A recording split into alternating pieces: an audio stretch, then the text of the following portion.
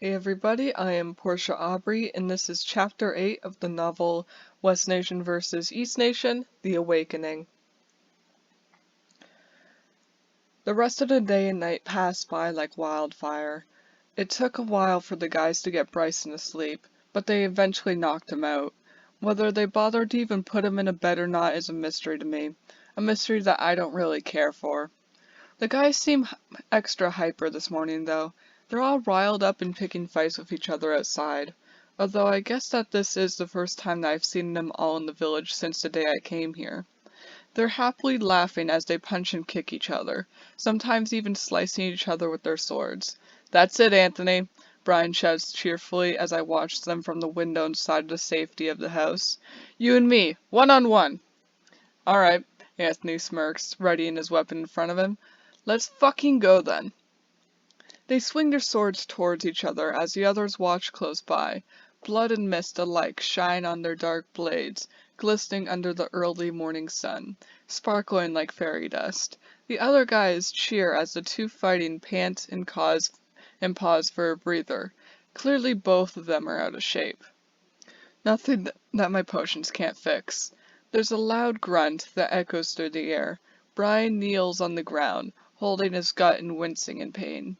A cat meows in the corner of the room, somehow grabbing my attention more than the actual fight and Brian's eventual death. Its fur is clean and luscious and completely black. It has bright blue eyes and reminds me of an ocean, and claws that can cut through wood if it were to try. Though this doesn't look like that sort of cat that would even bother doing that. It lays peacefully on top of a chest, lounging about and enjoying its days and nights of sleeping. "Whose cat is this?" I ask, scratching the back of its ears.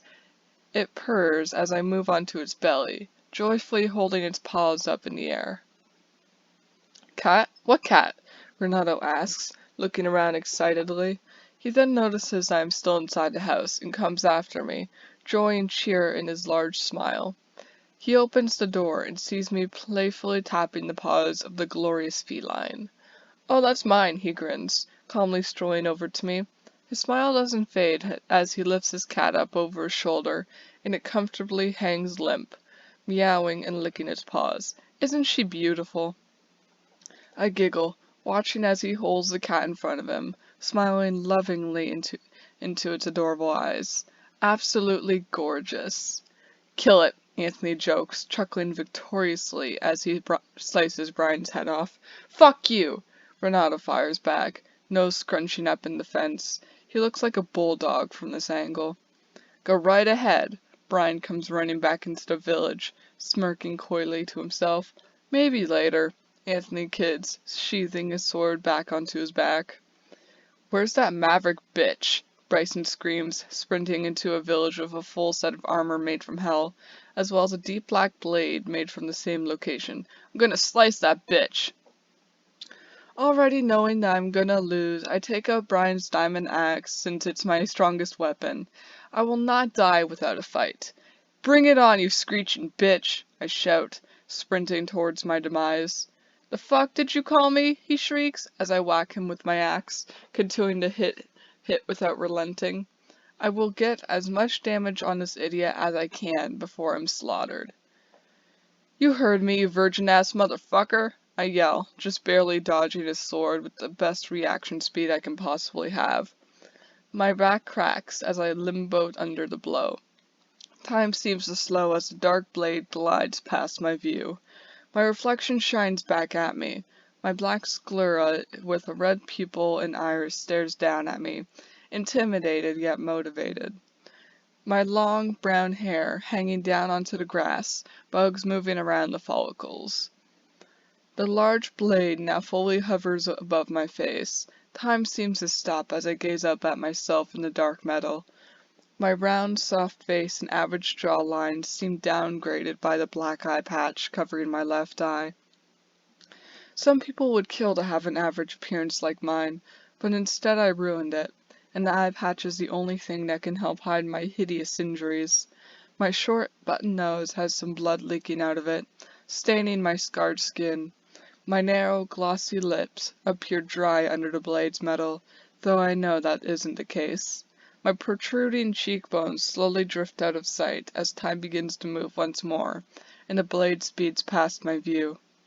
Time speeds up this time. Time speeds up, this time moving at an ungodly tempo. The cheers and shouts of my friends become high-pitched as Bryson seems to sprint towards me with a flash level of haste. My reflexes take over, swinging the axe around in front of me at a pace of a tornado. I'm completely unable to register the world around me as my axe continues to swing and slice past his armor, penetrating his skin and letting his blood flow into the earth. "Son of a bitch!" he cries, holding his nearly severed arm. Time finally resumes back to normal. Bryson stands hunched over in front of me, bawling his eyes out as blood pours all around him. The guys are cheering and wincing and cringing at the very sight of it all. "On the contrary," I grin, stepping over to him and turning the axe over in my hand, letting the diamonds reflect under the bright sun. I raise the axe into the air, holding it steady in my hands as I position it for his neck. His armor only has a few scratches on it, so clearly all my hits somehow found a way around it all. I'm a daughter of a dick. The axe dashes towards the terrified boy, penetrating past the meat on his neck and completely breaking through his bones. He dies instantly. The cheers and challenges flow in as his growing presence shows anger and intensity. I won, but I know he'll be back. He'll somehow go even more out and kill me where I stand. The guys jump with joy and joke together about how petrified he was as they get ready to go back to fighting each other once more. "Fuck, that bitch is scary!" Bryson's voice bellows with a mixture of anger and terror. I can already tell that he's preparing for round 2, possibly even enchanting his weapons to do more damage and increase his range. "I'm going to slice your fucking head off! You hear me?" he shrieks. "Yes," Anthony winces, "we can all hear you loud and clear. Especially the loud part," I add, forcing a smile to form on my face in an attempt to reassure him that I do not fear the definite death coming my way. I'm not scared of dying. That's probably the last thing I could possibly be scared of. But I am, however, scared of losing this axe. Not only is it not mine, but it's also the best weapon I have, and I really don't want to lose it. I'd probably never get the chance to possess a weapon like this for a while, although I guess that if Bryson does end up taking it from my dead body, then I could just blame the missing weapon on him.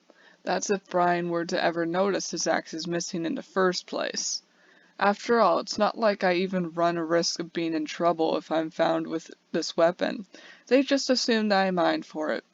Meanwhile, I don't even have the balls to go into a cave. "Fuck you!" Bryson hollers, sprinting towards us in the distance. He's holding a totem of second chances, a deep black sword and enchanted hell-ridden armor. This time his wings are not present. They have been replaced by a demonic chestplate that reflects solemnly under the high sun. A long iron and wooden shield hangs by his side, somehow not slowing him down one bit. His sword intensely blinds me, using the illuminance of the blazing ball in the sky. His armor soon joins in, doing the very same thing. My eyes squint and my axe moves up in front of me, just in time to block one of Bryson's attacks. The diamond of my axe blinds me even further, making my eyes water and knocking me off guard. Bryson raises his shield, using it to block both the blinding light and my off-centered swing.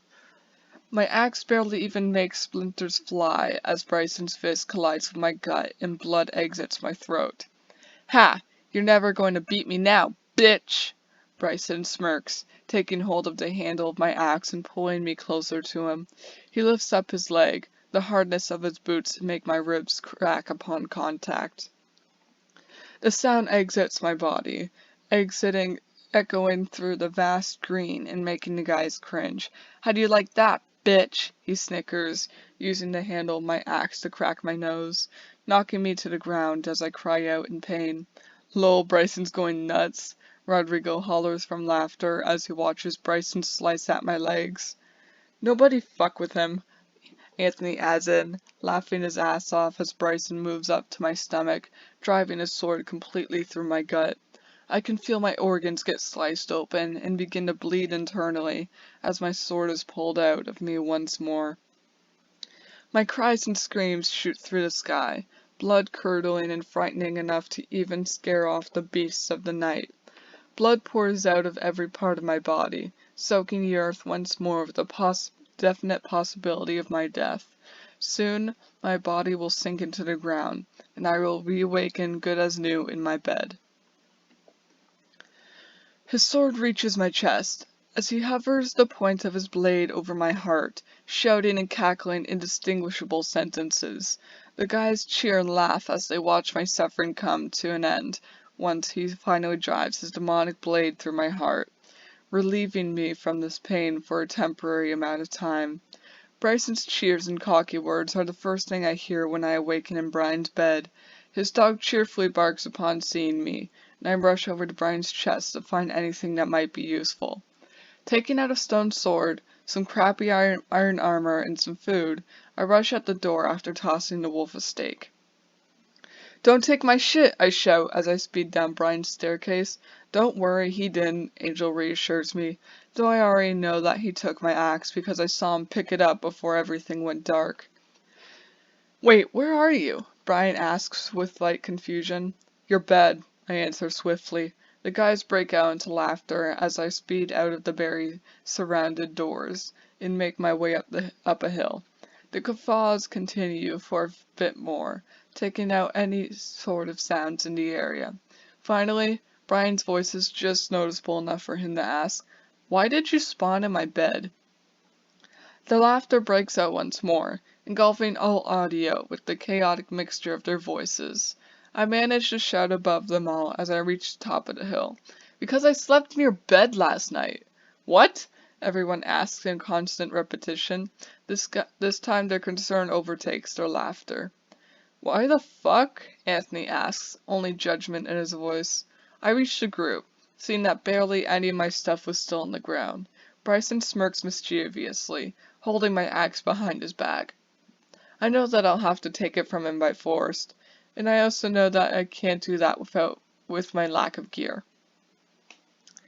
"Because it was dark," I shrug, picking up my stuff and shoving it all into my pockets. "Where's all my shit?" My tone is flat and sharp as my eyes stab into Bryson's, staring him down with great fury. "Is it not all there?" Angel asks with a calm, sincere tone. My eyes start to water, but I push it all back down. I can't cry in front of these guys. My voice cracks as I respond with, "No." What are you missing?" Angel asks, as he and Renato search the area for my stuff. They may have rolled down because of a slant or something. "My axe is the main thing that I care about," I squeak, and choke back the sadness and frustration. "Bryson?" Renato turns to the no longer smirking boy. He spins on his heels and flees in the other direction, screeching in fear.